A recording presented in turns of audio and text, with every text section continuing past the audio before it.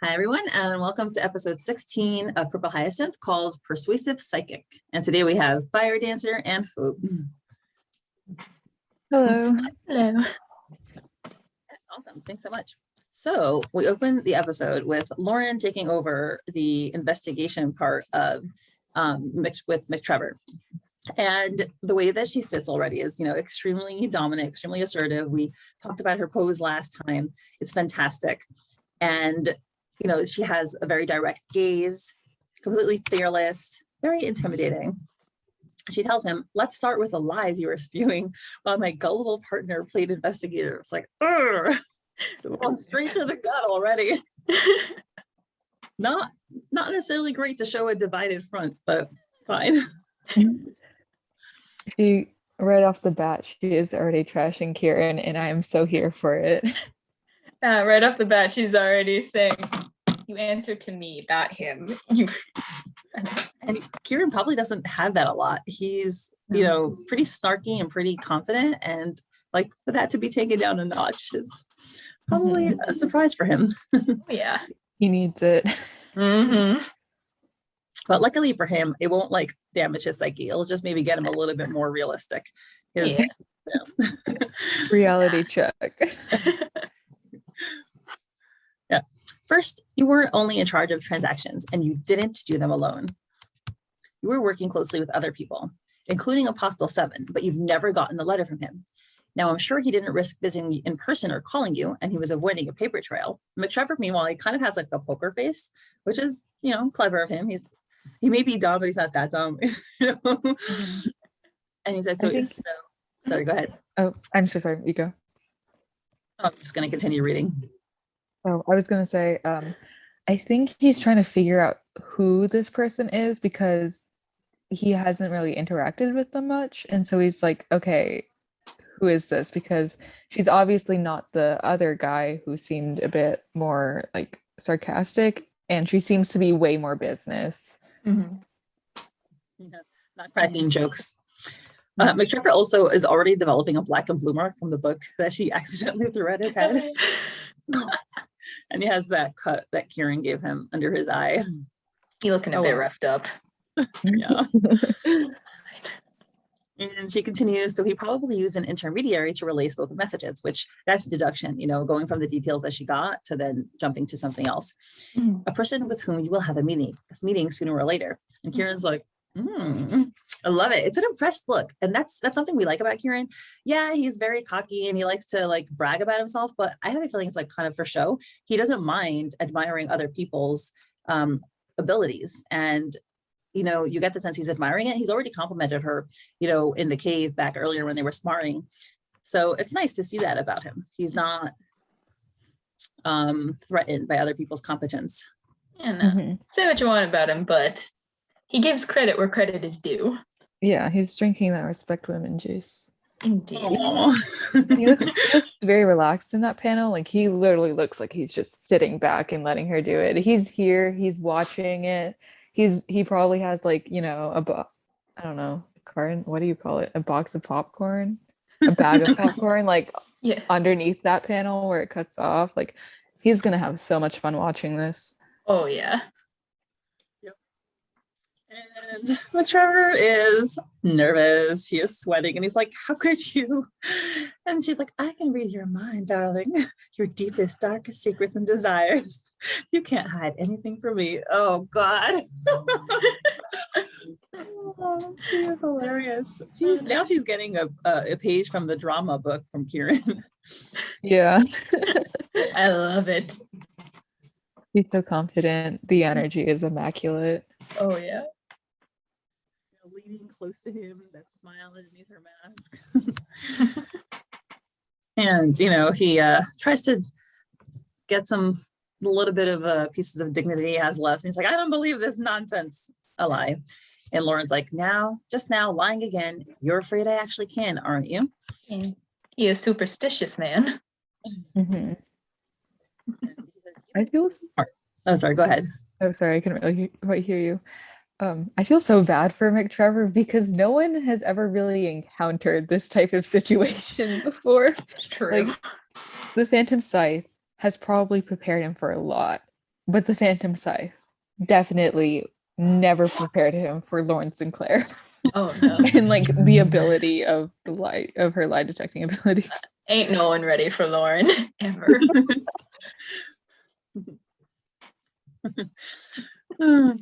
So he starts to deny it and he says, you may think you're smart, but you won't. But then Lauren cuts in with the trump card and says, you lied earlier about your children. You do care about someone, don't you? You're not married and there are no children living under your roof.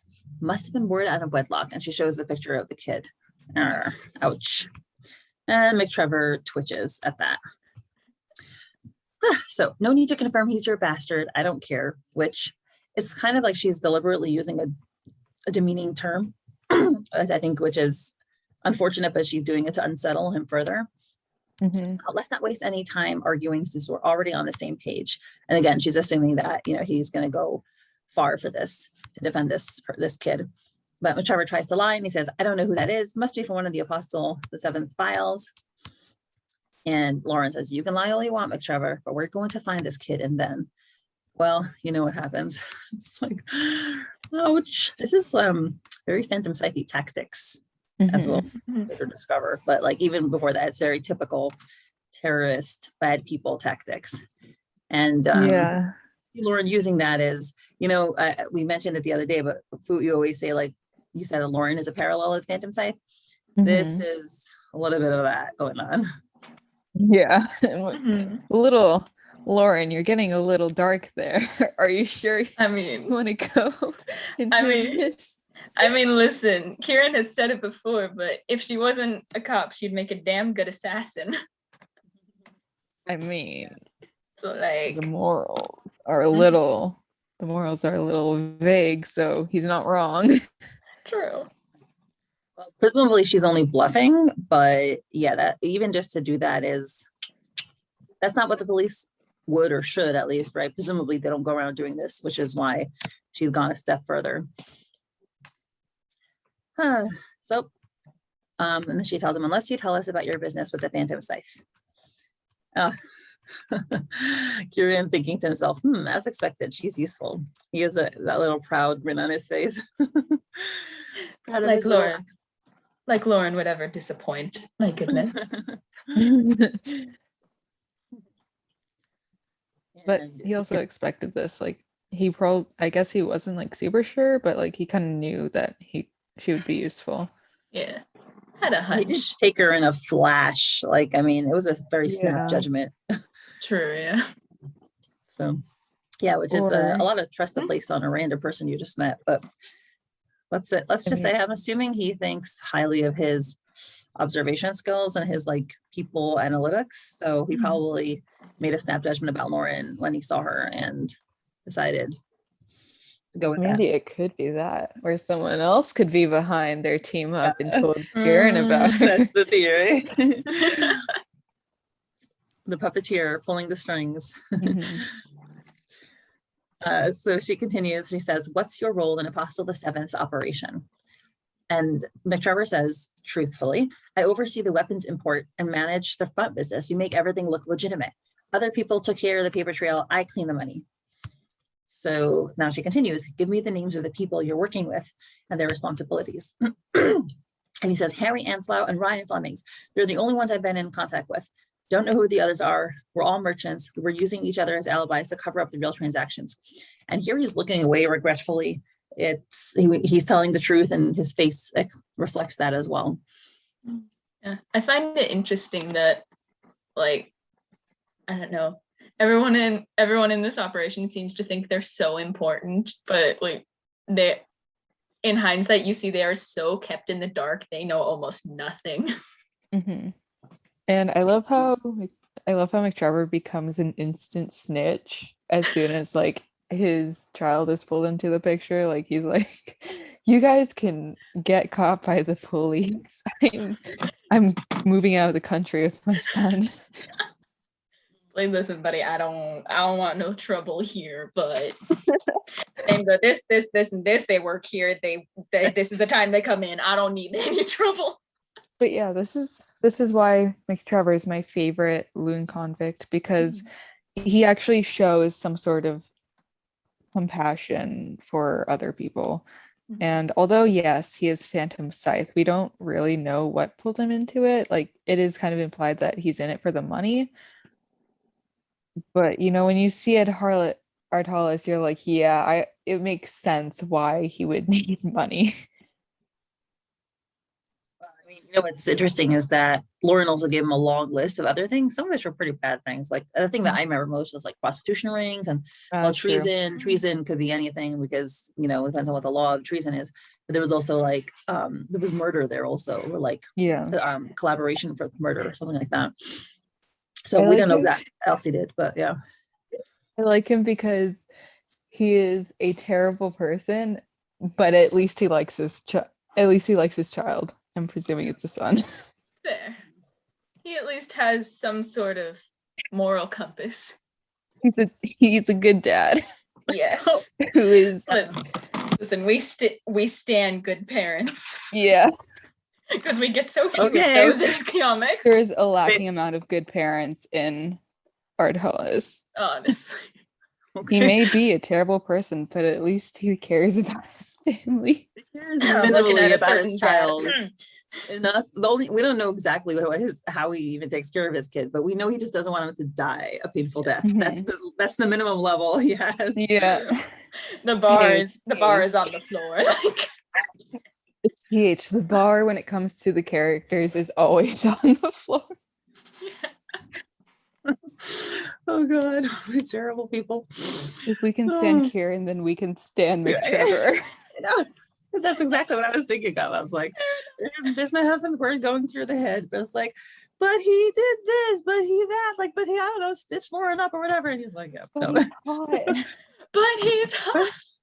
Right, exactly. No, but we can't he say cares. That. Oh God. Well, everybody needs someone in their corner, okay? Everyone needs someone to believe in them because nobody will ever strive to become a better person if no one believes in them. So we are the people believing in characters with flaws, and we're going to help them get better. That's our story. I swear all PH readers just sound like we're in such unhealthy relationships. I don't think the fandom needs PH updating on Mondays. I think the fandom needs to go to therapy on Mondays. We could do both. Why not both? That classic thing. I know. Now listen, therapy is expensive. PH is free. Like unless you fast pass. Right. Which I'm pretty sure we all do. I don't Fire. You don't fast pass, right? I don't know. No. Cool. It's just sitting here just like I can't say nothing. I know, right? It's like, what's coming up now? It's 90, right? 90 is coming up? 94, I think, tomorrow. Right, for us. But for regular, I think it's 90. Yeah, 90. I don't even remember what happens in 90. Oh, wait, okay. Oh no. Yeah. Mm-hmm. Okay. Anywho, Lauren does this like face. It's like this. It's really funny. She says, in the operation itself, since you lied before, what's the apostles' goal? If they're not for fundraising, where else could these weapons be going? I wonder, for benevolent things. Somewhere like a rebellion, perhaps? And she furrows her eyebrows here. And at this point he says, I swear I don't know anything else, but he's lying. The fact that this man is the fact that he thinks she can read his mind, but he's still trying to lie to her face, I find hilarious. The lengths he will go to cover his ass. McTrevor is the best loon convict. Indeed. He's entertaining, I will say that. Well, he literally has 2 brain cells. Well, no. I mean, better than the rest of them, so. It's affectionate bullying, Mindy. Yes. I have no strong opinions on the loon convicts, I will say. I have not ranked them. Maybe I've ranked other characters and I haven't ranked them. Listen, my ranking, Colden at the bottom, Blexley third, Ansela second, McTrevor first. Like, hell yeah. Hell yeah. I think mine is Colden is the last one. He's number 4. Then we have Blakesley, only because I think she has good fashion taste. And then we have Onslow because to me, he reminds me of a 6th grader who dresses like a highlighter. And then we have McTrevor. Highlighter. No, It's, Blakesley is 3rd because I will admit she tried. She tried to have brain cells, even though she has like -7. It's fine. She's probably the most competent one there. sounded like it. I mean, she definitely insulted the other ones, that's for sure. Mhm. True. Well, we'll get to that when we get to that. So Lauren just smirks and says, "Don't try me." And he just shivers and trembles. He's like, "Oh, shoot." And then he comes clean and he says, 10 years ago, the leader promised us a better world, free from the tyranny of the royals. You're right. Rumor has it that the weapons that are being imported into the city in anticipation of that long overdue revolution. And he smirks. The time when the people of our Hollis will take back power in the city is coming. So he believes that. He seems to, whether or not he himself is super idealistic, he definitely believes that that's what's going to happen. And Lauren just smiles and says, "Wonderful." Yeah. See how easy honesty is. Which is Yeah. a very crucial line. I mean, Yeah. I think it's true. I mean, I think many, it's a common trope that like the easiest way to operate life is just by being honest, because then you don't have to remember everything. But it's an interesting line in the context of this whole comic where lying and truth is so big. True. And I like how McTrevor's demeanor changes. Like he goes from very scared of Lauren, but I think he's kind of figured her out. Like since like she can always say when he's lying. So the way he talks about the weapons and how he's talking about the Phantom Scythe freeing the world, it's just, yeah, he definitely believes in it and he's very confident in it, even though he should be terrified, and he was terrified moments ago. Yeah, I think it's from what I've gathered about him, it seems to be, my theory is that's his main reason for being in Phantom Scythe, because he seems very passionate about it and very just like he believes in this cause, to where I think maybe his reason is because he wants a rebellion and maybe not as much of the money as the other ones, because I know because I know the other ones, they were purely in it for the money, but I don't know, I feel like maybe he was more in it for the revolution sort of thing. Yeah, he does seem also pretty gleeful. Right. And I think the reason for that glee is because right now he's in a position of weakness, but he's thinking about the time where like, oh, you got me now, but one day we'll take over and you'll be the one who's, lowly and in prison and interrogated, just like you have me now. So it's, I think, also an immediate reaction to his situation. Oh, this is just a side note, but like, for some reason, I've always pictured McTrevor with an Irish accent. So I always just read these lines in a very thick Irish accent, and I'm just like, yes, yes, I love this. Overdue revolution. Okay, no, I can't do it. I can do it in my overdue head. revolution. Fuck it. Long overdue revolution. The time when the people of that Harris will take back power in the city is coming. I'm so sorry to any Irish people. Y'all are butchering the Irish accent. I swear, I can do a better Irish accent if I actually try. I swear.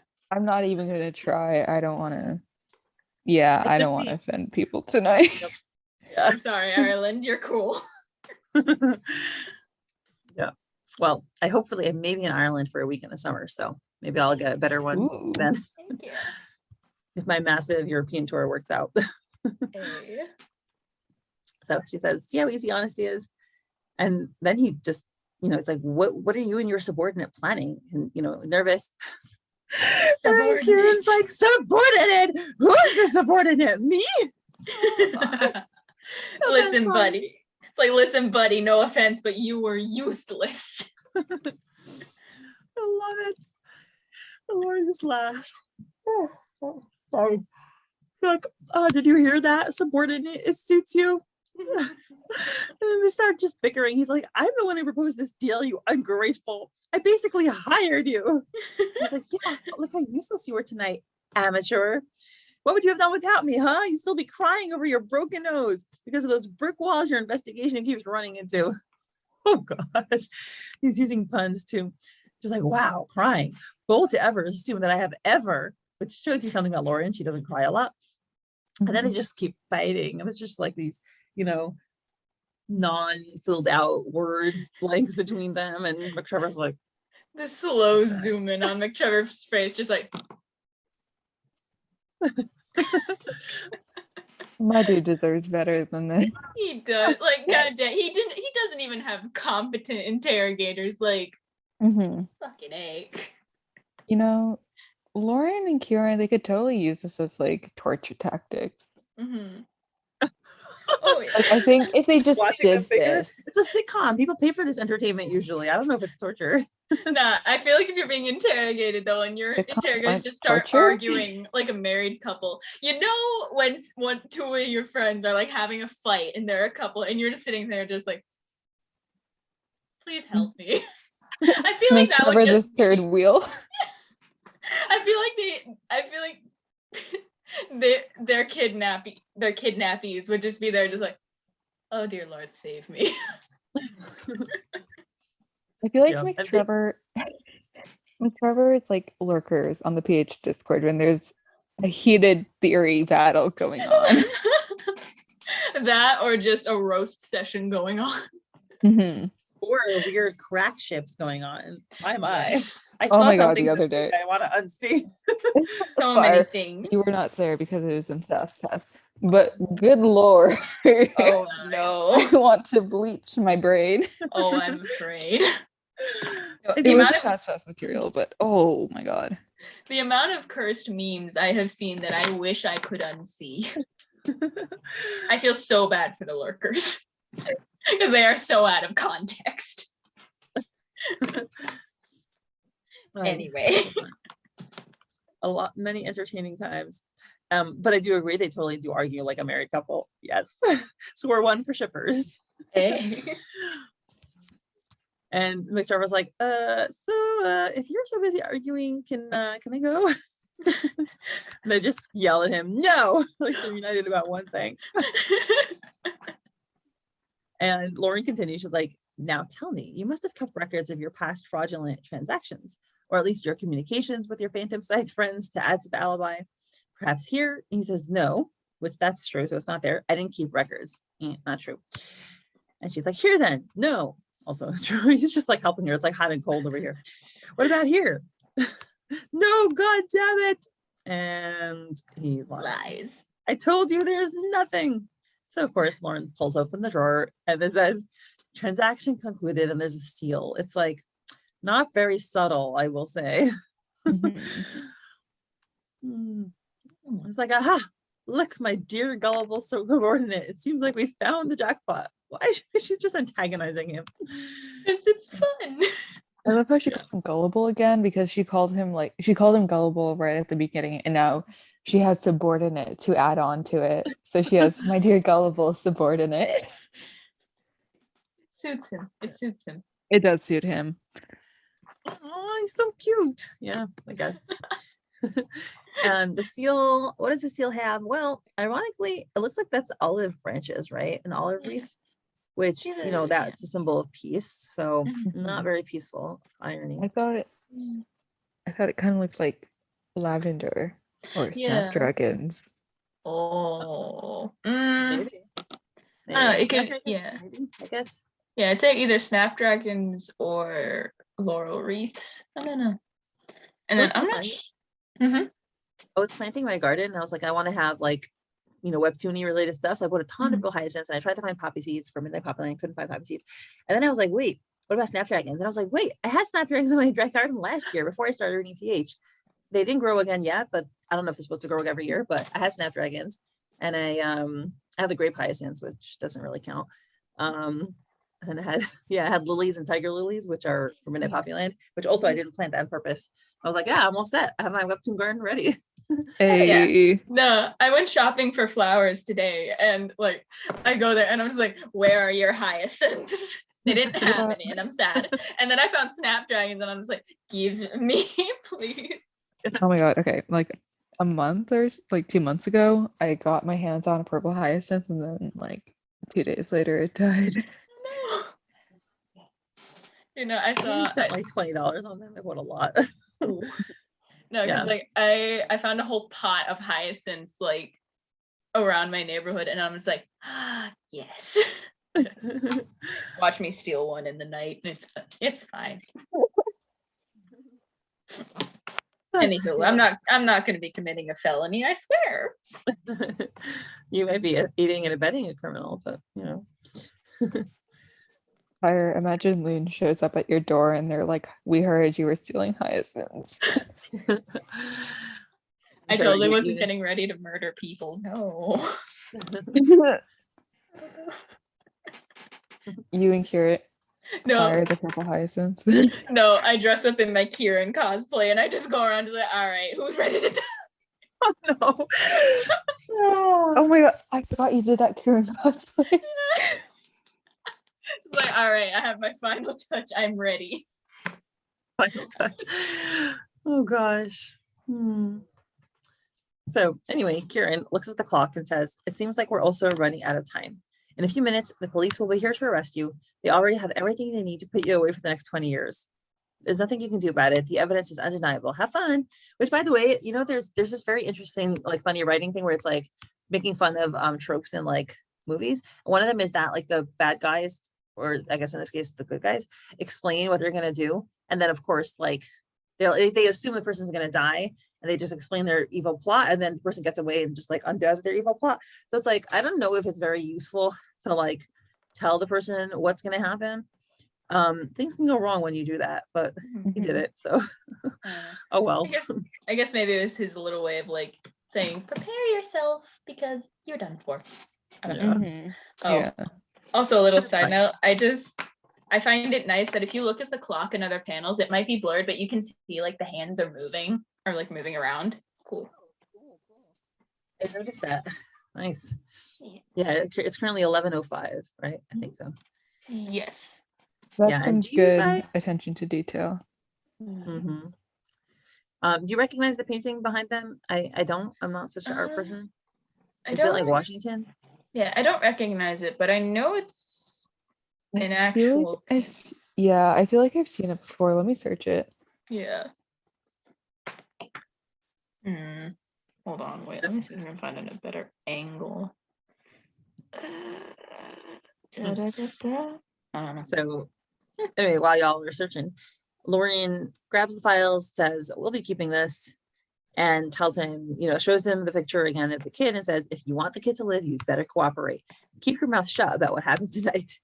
Oh, one last thing. When the police ask you and you inevitably cave, tell them you saw 2 male individuals." All right. Yes. Very smart move on her part, so she will not be implicated in the slightest. Well, yeah, that's what she thinks. That's what she hopes. And they're leaving, and at this moment, screech, we see the police car coming, and which is also interesting to read this game.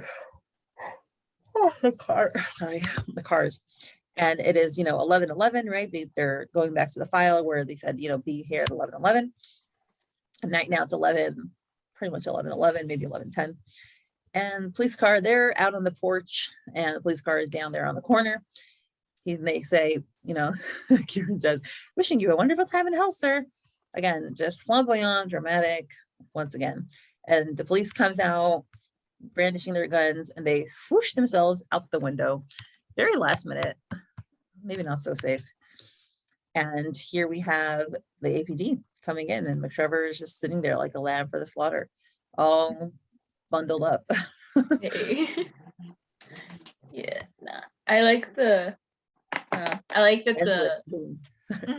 Sorry. Yeah, I like that it's a full moon and it's just kind of like shining over everyone, where it's kind of like Loon is a kind of, I guess, force that is I don't know, above them, sort of thing. And then also it's kind of like the moon is shining directly on McTrevor. It's kind of like, here's your prisoner on a silver platter.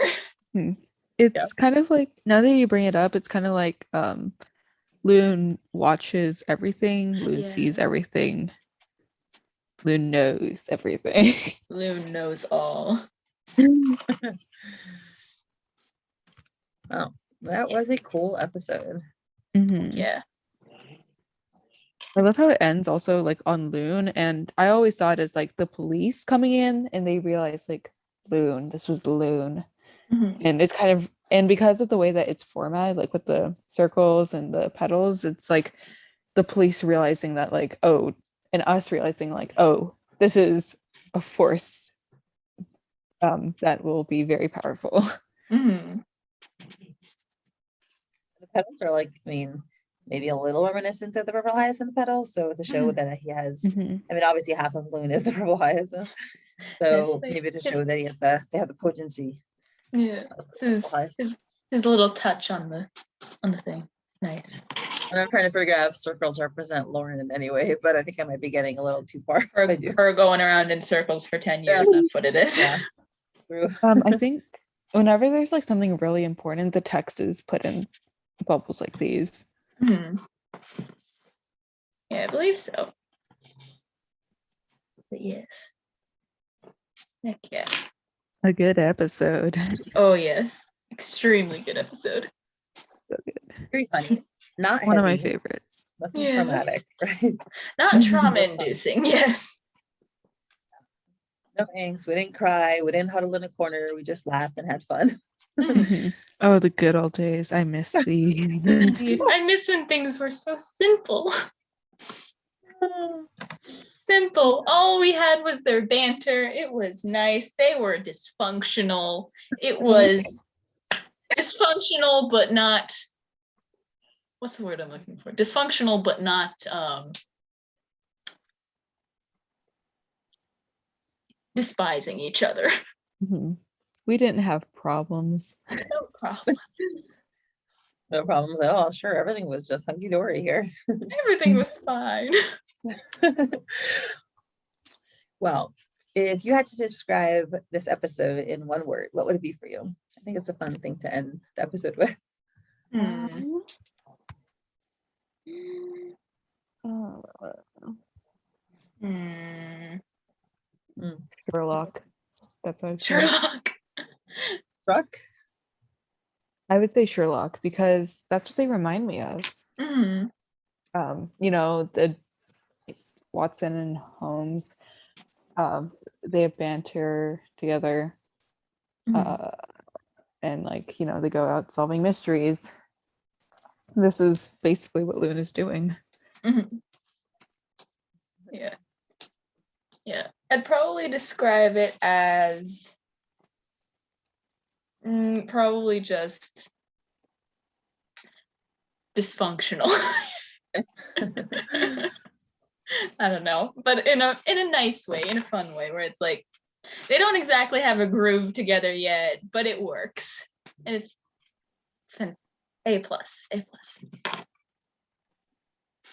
Mhm. The word that comes up for me is supremacy, because everyone's trying to get supremacy here. McTrevor is trying to gain supremacy and over them, and Lauren is trying to gain supremacy over Kieran. And Kieran, he's not trying to gain supremacy, but he's offended by his lack of supremacy, or offended by the kind of like reverse of supremacy with the word subordinate. So that's the word that pops up for me. Mhm. Okay. Yeah. Well, guys, I think this is gonna get the record for the shortest PH episode ever. I mean, Oh, podcast dang. episode. Dang. So quick, easy listen for everybody. Well, thank you so much for coming on. This was fantastic and fun. A lot of fun.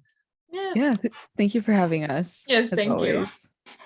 My pleasure. See y'all later. All right. Bye. Good night. Bye. Good night.